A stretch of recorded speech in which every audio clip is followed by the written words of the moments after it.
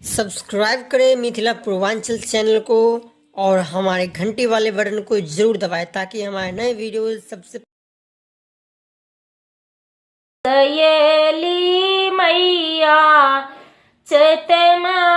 सजाइची हे जगदांबा मैया चैतमा सजाइची हे जगदांबा मैया पुत्र सबके आशीष देने जय हे जगदम्बा मैया पुत्र सबके आशीष देने जय हे जगदम्बा मैया खोइछा में दूबी धान और हार दिया हे जगदम्बा मैया और हार दिया हे जगदम्बा मैया सिरवा पर लाले लाल चुंदरिया हे जगदम्बा मैया सिरवा पर लाले लाल चुंदरिया हे जगदम्बा मैया पुत्र सबके आशीष देने जय हे जगदम्बा मैया पुत्र सबके आशीष देने जय हे जगदम्बा मैया लाले लाले डोली मैया लाले ओहारी हे जगदम्बा मैया लाले ओहारी हे जगदम्बा मैया लगी गेला बाते सोकाहार हे जगदम्बा मैया लगी गेला बाती सोकाहार हे जगदम्बा मैया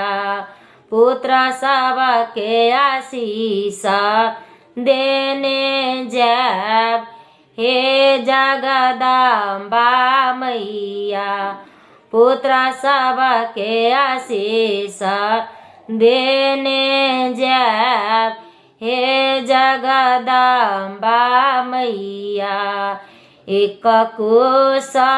गेला मैया दुई कोस गेला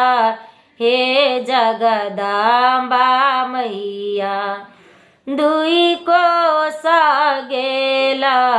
हे जगदम्बा मैया तेसर कोस लागला पियास हे जगदम्बा मैया तेसर कोस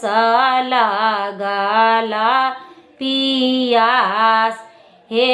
जगदम्बा मैया कहाँ गेला किए भेला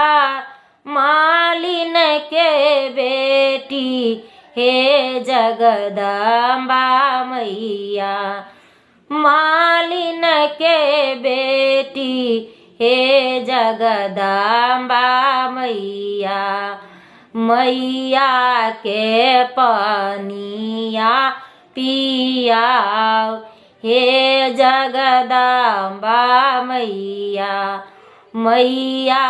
के पनिया पिलाओ हे जगदम्बा मैया पनिया जे पीबी मैया चलल ससुरबा हे जगदम्बा मैया चलल ससुरबा हे जगदम्बा मैया पुत्री सबके लागा लालोर झरा हे जगदम्बा मैया सभे पुत्र के दिया तो आशीष हे जगदम्बा मैया सभे पुत्र के दिया तो आशीष हे जगदम्बा।